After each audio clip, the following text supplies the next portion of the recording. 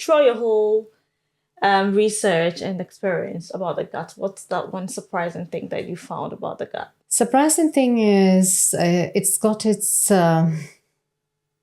own nervous system. I think that was the most surprising thing for me. Yeah. And it doesn't listen to the brain. It does its own thing. Very interesting. Could you show us your book? So this is your book. Yeah. It is Gut Health Guide for IBS, right? Yeah. Can you tell us a bit about the book? Yeah, so Gut Health Guide for IBS. It came out in 2024, and it's basically for those with IBS or those generally wanting to improve their gut health. What I found is it's basically in a natural, no-fuss, simple way to feel better.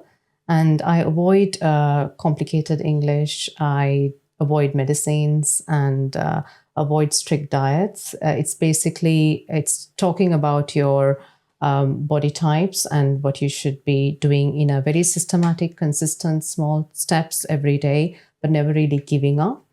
What I found the gap in the market is that most of the material was either too scattered or too deep. And I want to bring everything into one place. Yeah. So people can quickly flip through whatever issue they're having and then find what remedies they can use from ingredients around their kitchen, which actually works.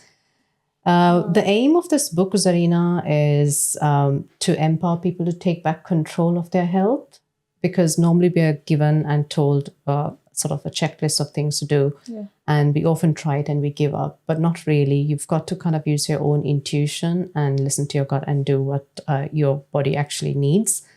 What I also thought about sharing is that, especially when my book covers basically gluten-free, onion, garlic as well, because that's a high FODMAP trigger that I have, which I think many people don't realize that onion and garlic is a trigger. So I completely avoid that. Even alcohol, completely avoid that. That really helps. My book also covers about mindset, exercises, and how to set boundaries at home and work and relationships as well, because that also adds stress.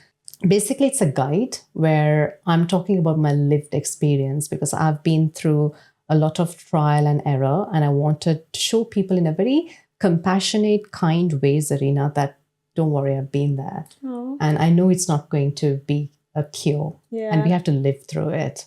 So I want to give people hope, and especially as the interim finance director and CFO, I know how hard it is for people with challenging jobs to manage their work and also their gut problems and show up to the world in a way they should.